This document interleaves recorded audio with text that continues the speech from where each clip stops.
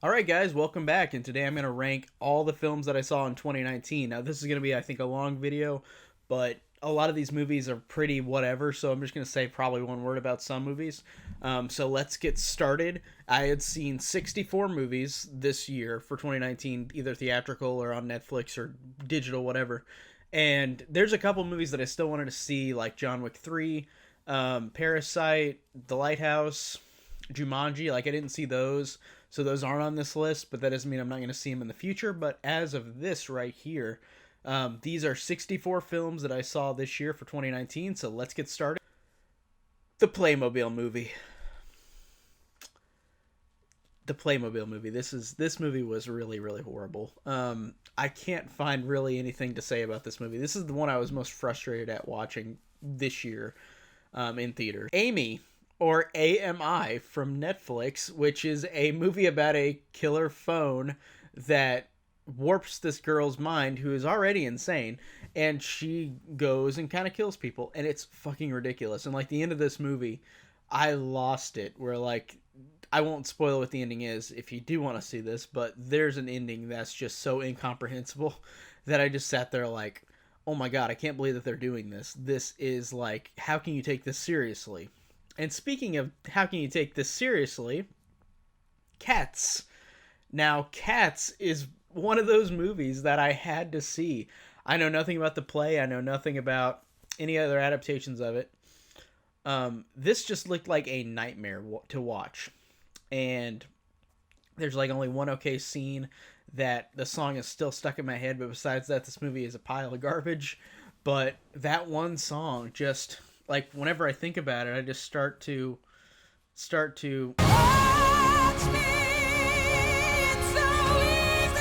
The Silence. The Silence is a Netflix movie that's a ripoff of Bird Box, and it's pretty bad. All I could say. It's got a good cast, but it's pretty bad. Hellboy 2019. This one really pissed me off. I like the other Hellboy movies, the Ron Perlman ones. This one was just so unimaginative and so incredibly uninteresting of a movie, even with David Harbour involved, who's awesome, and Mila Jovovich. Like, you get these two great people in this movie, and they don't do anything in the movie. Really thought this was really, really horrendous. Playing with Fire, the John Cena kids movie, where like, it's like one of those like Hulk Hogan like watches kids like kind of movies, where like it's a celebrity wrestler, and he plays a fireman who finds these three kids, and he's got to take care of them until they find their mom, and chaos ensues, poop jokes, all that. I wasn't angry at this movie, but it is pretty bad. The Haunting of Sharon Tate. Hilary Duff has returned from her Disney fame to do a movie where she portrays Sharon Tate, but she portrays her in not a great way. Like, I don't think the performance is that great, and this movie is just so dumb. It's a what if movie. What if Sharon Tate like could see visions of her death and her murder? But this movie shows characters, real life characters portrayed in this movie being murdered, which I felt like was very tasteless and pretty annoying. So this movie really didn't do much for me. It wasn't the one that I hated the most this year, but it is pretty bad. Mercy Black is a Netflix movie that I've watched, and I don't remember a thing about it. Like, I've forgotten everything about this movie. So talking about it at the end of the year, I'm like, what was this movie even about? I don't remember. I just remember it was bad. Now this one is pretty low. Godzilla King of the Monsters. Godzilla is not a thing that I've grown up with. I watched the 2014 one, and I watched the 98 one, the American films. I haven't seen any of the Japanese ones, which people keep telling me to see because they say that they're good and entertaining. This one, the Godzilla stuff was cool. It was visually, this is a very awesome movie. But everything else was just dreadfully hard to get through. The characters, the acting, like, it's weird. You got great actors in this movie, and it's like, there's nothing that they could do to make this interesting. This movie was just so incredibly bland in that aspect. But in terms of a visual standpoint, like, it's great. It's got great visuals, but everything else to me was really nothing. Charlie's Angels 2019, the movie that bombed and Elizabeth Banks blamed men for. Which, again, I think is still off topic, because you've got movies that have women in them that are superhero movies that make money, or you've got movies that just make money with women in them as main characters. I feel like that argument doesn't work, and I love Elizabeth Banks. She's so funny and she's great, but like I don't agree with that statement that men made this movie not work. This is an IP that's dead. Like nobody's gonna go see Charlie's Angels 2019. People barely saw the Cameron Diaz, Lucy Liu, and the one with that. Like they really didn't do much with that either. Like it didn't make that much money either. I mean, it made okay money, and those two movies were trash. In a fun way. Like, they were fun trash. This was just really boring. I did like the leads. I thought all three of them were fun and enjoyable, but the movie overall had nothing going for it besides that. So the movie was just bare bones, like, nothing interesting besides the main characters, who have okay chemistry, and I enjoyed all three of them. Black Christmas 2019. Now, a lot of people would expect me to put this at dead last, but I see a lot of movies, and what movies people see differs with like how angry they get, and I got more angry at other movies this year, like the Playmobil movie. I got more angry at that. I got more angry at The Silence, like stuff like that. So this is truly one of the worst movies this year, though. I'm not denying that. But in terms of entertainment value, honestly, I'd watch this again because this movie is so bad in terms of its toxic feminism. It is not trying to make a point where, whenever I think of feminism, I feel like it should also be kind of fair on both sides, because you don't look at just men are bad, they're the worst thing in the world.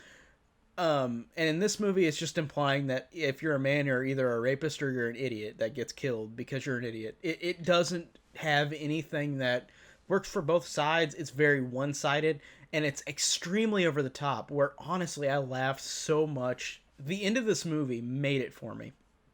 The end of this movie was so incredibly bad that I just lost it with how funny it was, because it was just so up its own ass about this message that if done well is fine, but this was not done well, and it's hilarious. It made me laugh my ass off in the last act. I really thought the last act was really fun. The first two acts are boring. But the last act kind of saved it for me in terms of just entertainment, because it was entertainingly horrible. So I found a little bit of enjoyment out of Black Christmas.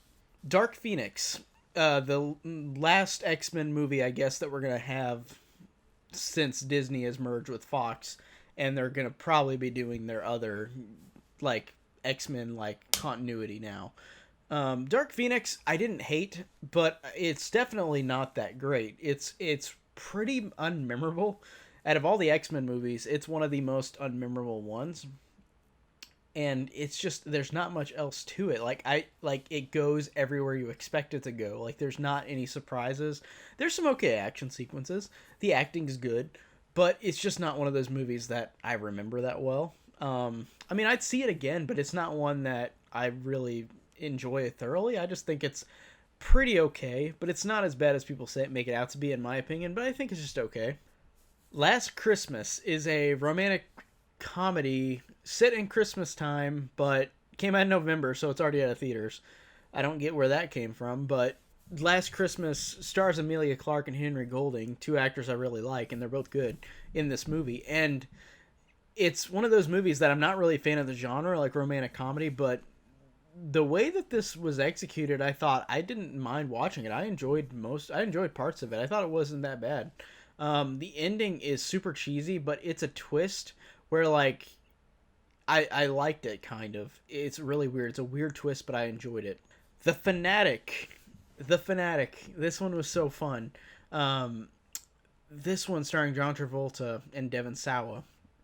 This was really entertaining.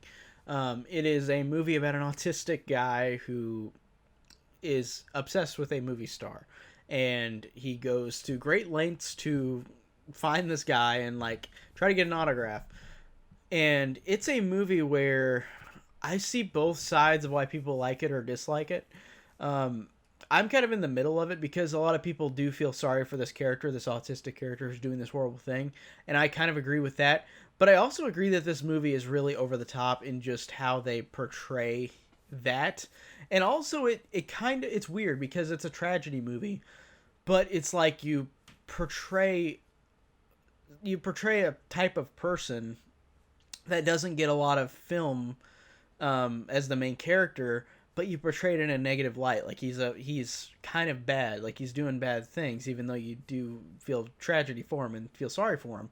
But it makes it kind of look like the message is that autistic people are bad. Like I don't feel like it completely says that, but I feel like part of it does say that. Like it's like you're looking at this like, oh, it's an autistic guy. Like all he's doing is just bad things.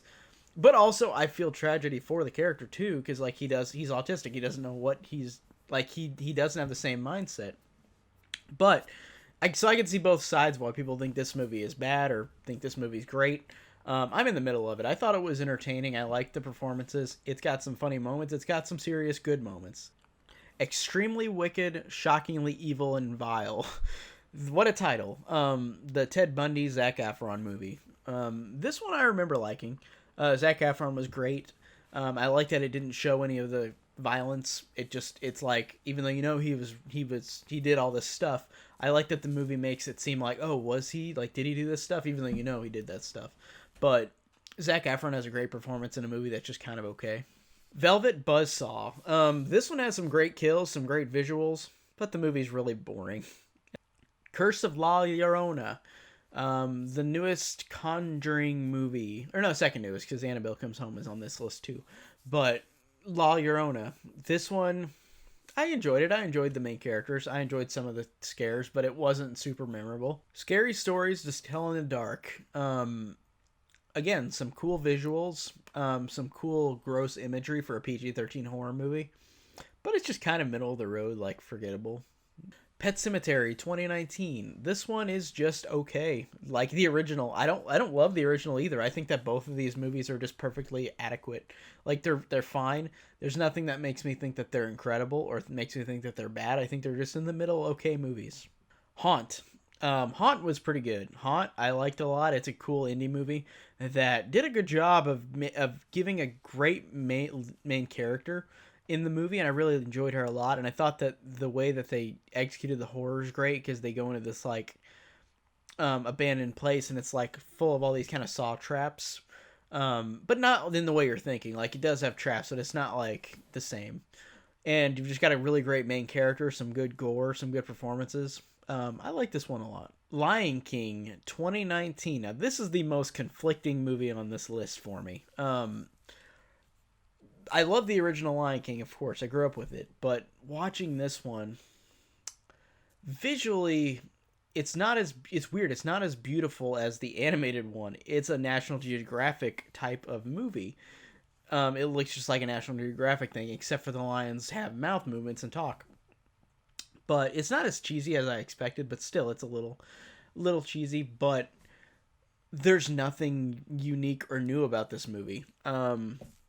But I would be lying and not say that like I was affected watching this movie like the original, even though it's verbatim the only Disney remake live action that has come out in the past couple of years based on an animated film that is almost note for note the exact same movie. Like in Aladdin and Beauty and the Beast, they at least added some new songs or a couple new character moments.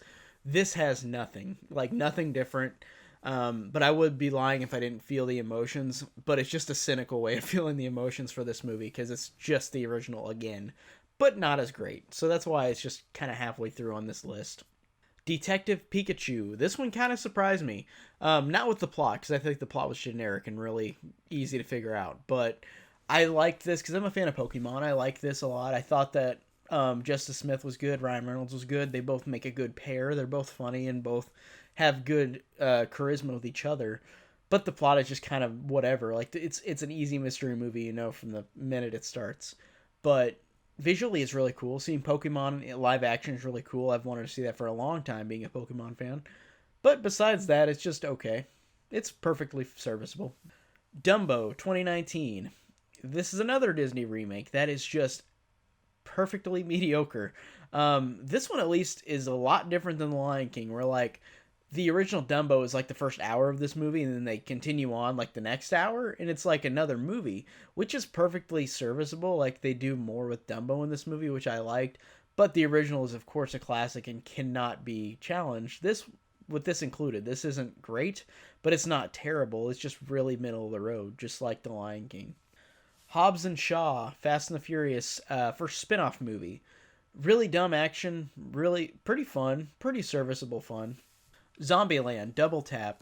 I really liked Zoe Douche as this really dumb girl in this movie where she just plays a dumb character and she is really funny.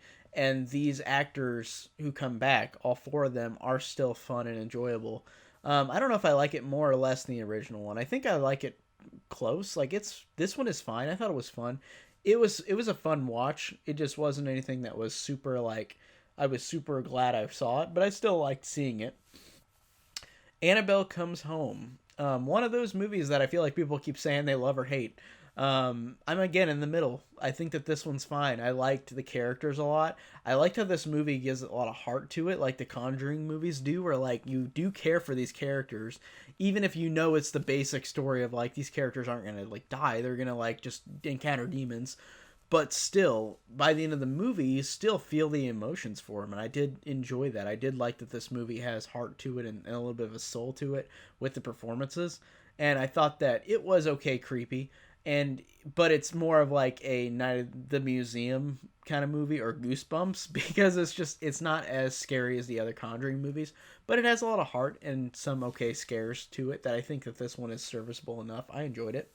Ma. Ma was pretty fun. I liked Ma. Octavia Spencer was great. Great performance.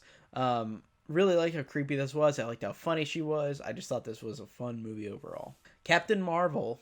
This one has lowered since I've watched this movie, but like a couple times. I liked it a lot when I first saw it, and I still like it, but I don't love it. It's one of my lesser Marvel movies. Like I think it's fine. It's fun. It's got a good main lead. But the movie is just, again, it's typical Marvel formula that just didn't really do much in terms of entertainment for me. Like, it's fine. That's why it's just kind of lower on this list.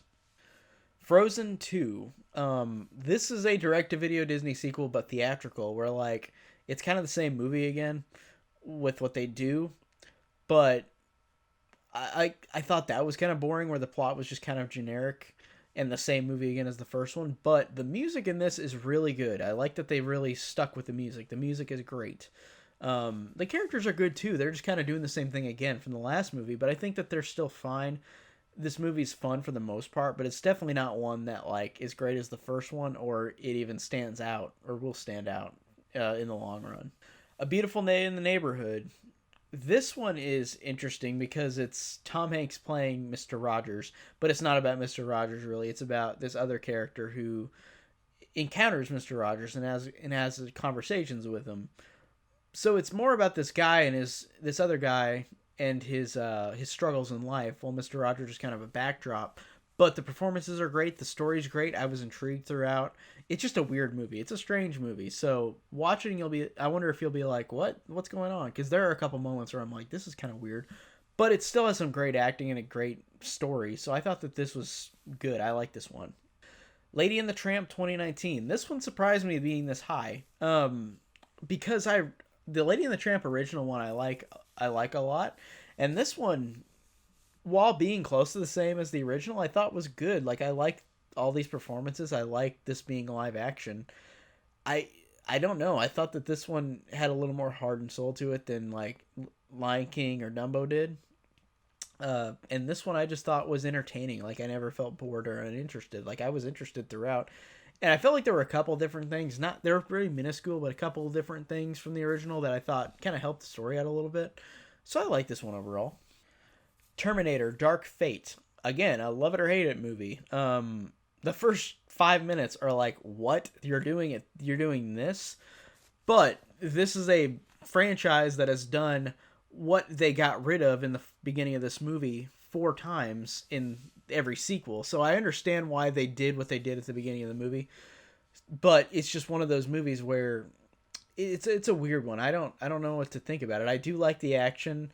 Even though it's not like amazing, but I think it's solid. And I like the performances of these 3 characters. I like that these 3 girls are great. Linda Hamilton is great being back. Arnold is great being back. They both give really good, convincing performances. And there are a lot of things that I feel like makes this movie of course not better than T1 or T2, but I think it is the closest in terms of like a soul to it than like the other films. Even though I did enjoy like 3 and Salvation and Genesis, I don't remember much, but you know, I feel like this one has good things about it. But again, it's a mixed bag like the other Terminator sequels, but I feel like there's enough in this that I like the most after the first 2, I guess, if that makes sense. Missing Link, Laika's animated movie, which was really fun. It's about this uh, Mongoloid character who is he's like they like these people find him and like they go on a journey with him, and it's fun. It I really can't say much about this one. The animation's gorgeous, the humor's great, the acting's great, voice acting is really top notch, and I really did like this movie a lot. All I could say about this one. The Lego Movie 2, the second part, not as original as the first one, but I like the humor enough, I like the characters enough. Even though the story was more generic, I thought it was still a fun time and I still enjoyed it. 47 Meters Down, Uncaged. This one was really fun. Really intense. The intensity in this movie works very well.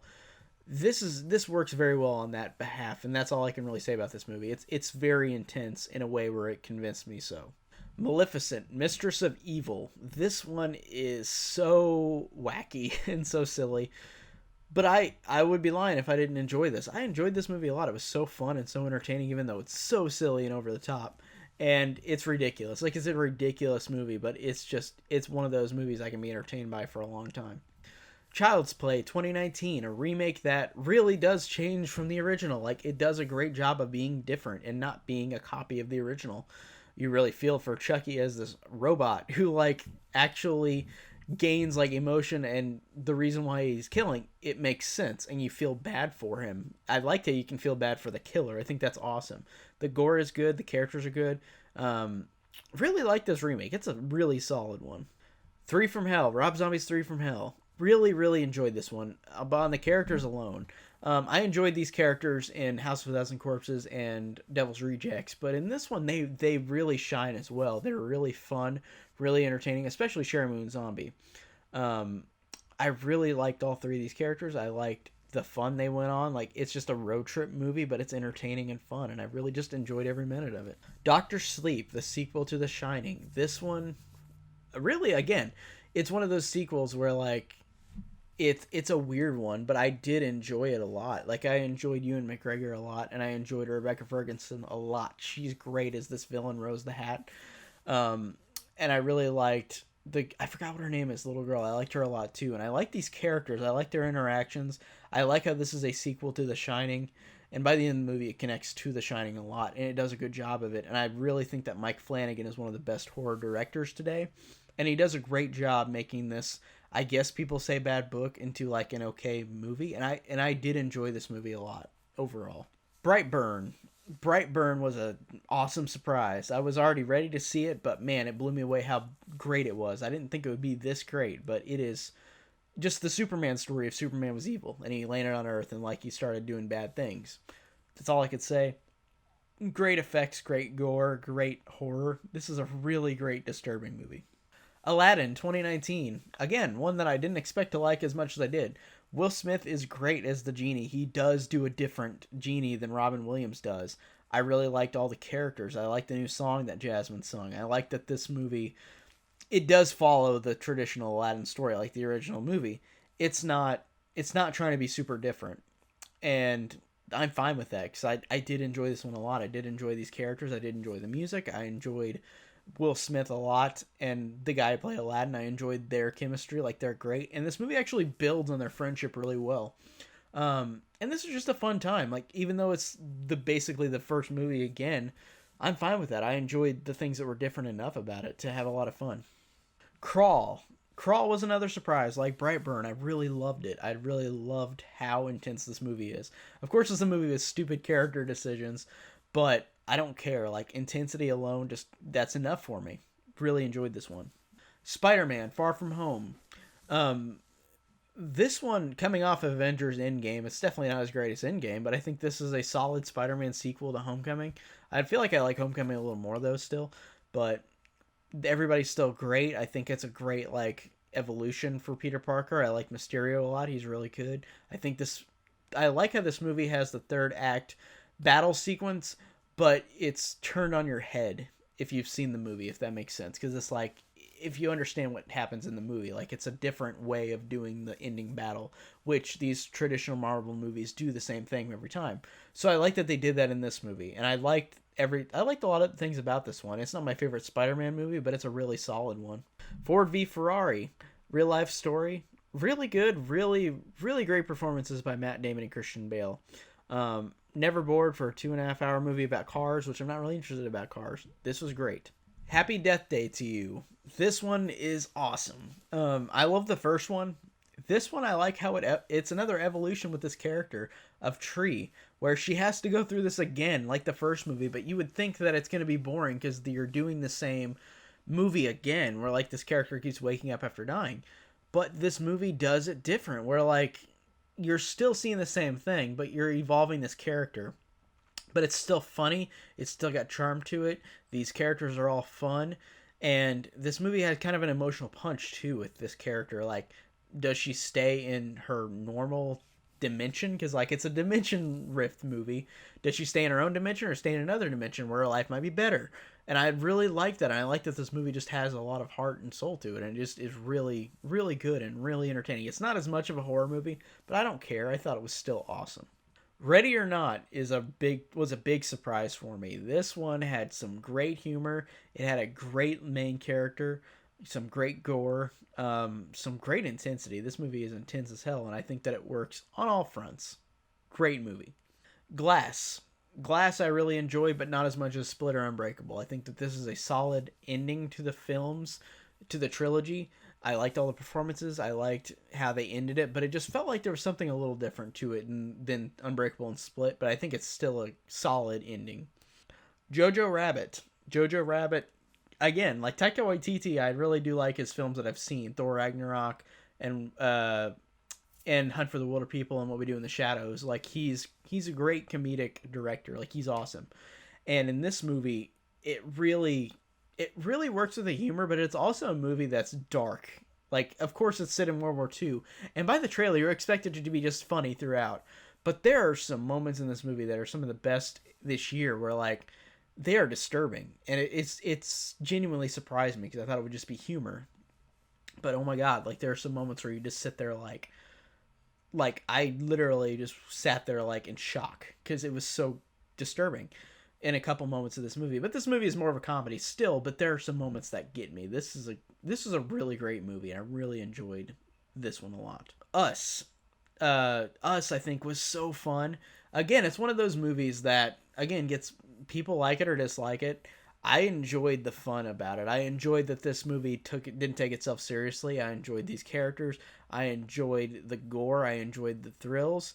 I enjoyed that the movie halfway through, or maybe like not even halfway through, maybe like 40 minutes in, you realize that there's more of a threat than like just these main characters, and I thought that really worked too. And Lupita Nyong'o gives a great performance. Like it's truly a performance that I feel like should get some recognition, but I don't think it's gonna because it's a horror movie. But to be fair, Get Out was nominated for Best Picture, so maybe we'll get something like that. But usually the awards season, they're usually biased about horror movies for the most part. But Us, I thought was awesome. Horror Noir, A History of Black Horror on Shudder. Go see this. Go see it right now. It is a documentary on any like African American in horror, and it shows where it started. It shows all these things that really make it's just such a cool documentary, the way they describe how you see where, of course, African Americans were not in a good place in terms of movies. They weren't able to have a right to be what they were in movies. Like we had these awful movies that were made, awful racist movies, and they play upon that and talk about that. And then they also talk about the first like main black character in a movie that's like not one that's offensive. And like they have all these different movies that they describe, like, and it's so interesting, it's so fascinating. I love seeing history like this for film, and I really think that it's great seeing this one in particular, and it also made me go see a couple more movies that I wanted to see. So I really like that this documentary gave me that as well. But this was a really great documentary. Go see it right now. Shazam. This one surprised me. I thought it looked okay and it looked fun by the trailers, but this packs an emotional punch. This has some good action. It's a very scaled down story than the other DC movies like that are in this universe. It's not There's not much of a big story. It's about this character, this kid learning to fit in, learning to be with his new family, but he has this superpower as well, and it works on all fronts. It's a great superhero movie, and I really enjoyed this one. Joker, the other DC movie that came out, not part of the DC universe, but it's like a story of Joker, a different Joker than the other ones we've seen. And Joaquin Phoenix is fantastic. The movie is great. It really gives off this sense of dread and this sense of fear in this movie with this character and what he goes through, how badly you feel for him, but how scared you are whenever this character does these horrible things, and it works very, very well. It, Chapter 2. This one really got me too because it's the sequel to the first It, and I really love that one as well. This one, all the performances are great. It's more funny than scary, but I thought it still worked. I like these characters. I like everything about it. The Irishman, Scorsese's newest movie.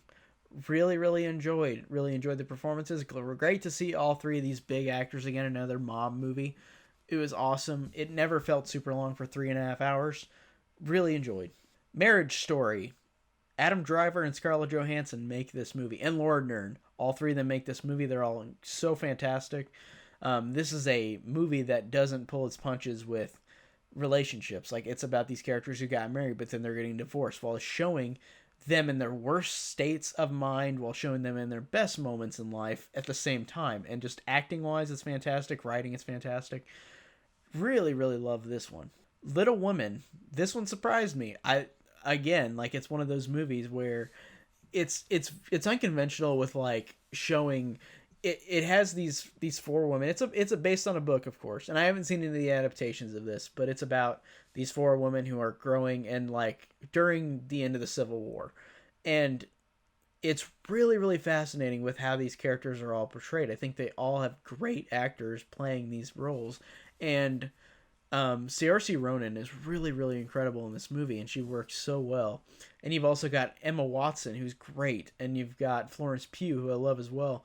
And I don't know the name of the girl who plays Beth, but she's great as well. Like, all four of these girls have such great chemistry. The movie is so well written, and of course it's based on a book, but like, it's so interesting. And I never felt bored. I thought this was going to be a movie I wasn't going to care that much for, but this was a moving movie. It really got me in a lot of ways. I really felt moved by the end of the movie, and it works so well.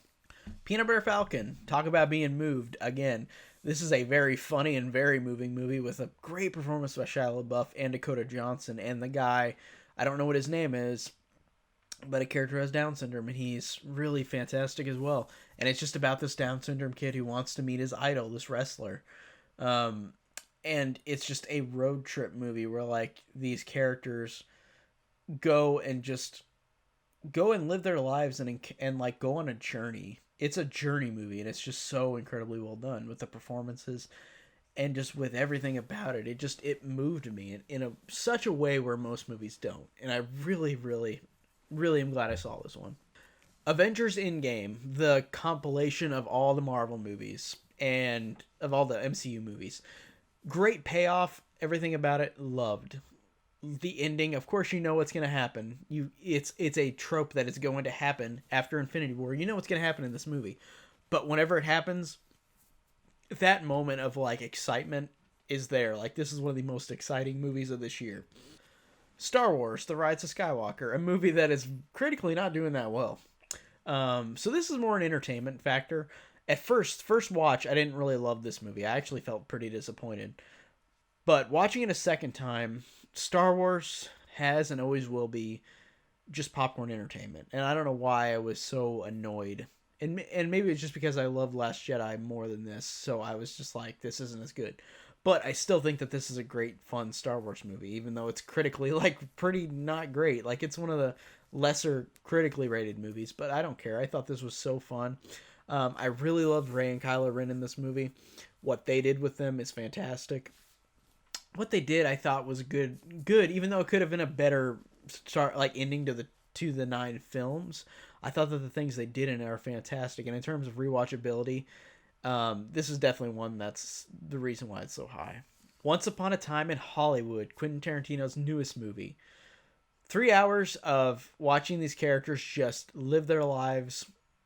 So well done. Like, it's so incredible. All 3 of these performances. There are moments that I just love in this movie. I love the scenes with, like, say, Leonardo DiCaprio's character, where he is just acting and he is talking to, like, this little girl who's, like, a really great actress in the movie. But, like, scenes like that, or scenes of Sharon Tate, like, Margot Robbie plays Sharon Tate in this movie, and it's set in 1969. So you know where it might go, or maybe not. But there's, like, scenes of Sharon Tate just going into the theater and watching her movie and just smiling, and it feels like such a great movie because these characters are so well written and their acting is so great that you look at just them enjoying their lives, and it's like a treat to just watch them enjoy their lives. Like, it's just so interesting watching them do this and just, like, live their lives. I think that's so well done. And I think the last act is awesome. Won't spoil it, but it's different than what you expect. And I did enjoy that. Uncut Gems. Adam Sandler is great. Of course, he's in all those dumb movies that he does. Like, but he in this movie, he's got a fantastic performance. One of the best of the year. This is just a great movie built on suspense and tension of this character screwing up throughout the movie. And it gets intense as hell, and I really loved it. Everything about it, acting wise, it's another Safdie Brothers movie who did Good Time, which was good as well. But this one I think blows it out of the water. It's another great A24 movie, awesome. Midsommar, talk about another Florence Pugh movie. She makes this movie, and this movie makes this movie, if that makes sense. Where again, Ari Aster, who directed Hereditary, one of my favorite movies of last year, directed this. A horror movie set in the daytime.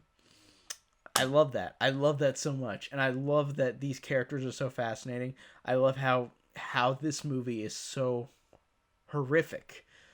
Like Hereditary, there's a couple moments in this movie where I will not forget, because he does a job of making you not forget moments in this movie, and like Hereditary as well. Just my favorite horror movie this year. I think it's incredible. Love Midsommar. Knives Out. Rian Johnson whodunit. Love it. Love Rian Johnson's movies already. Really, every performance is fantastic. The mystery is fantastic. The reveals are fantastic. Go and see this movie. It is incredible. Toy Story 4 is my number 1. And I feel like people are going to be like, why? This is a movie based on films that I've watched since I was born. Love Toy Story. I love that this movie... I've watched this movie like 10 times since it came out on Blu-ray and in theaters. I think I watched it 3 times in the theater. It is a movie.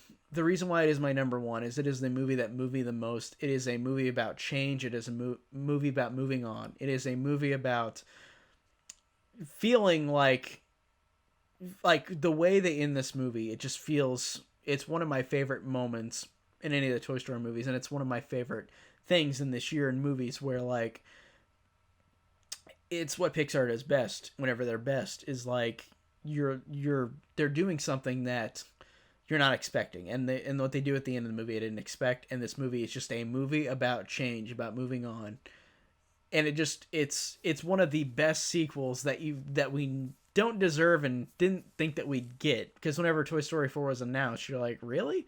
This is what's gonna happen? Like, it doesn't look like it's anything special.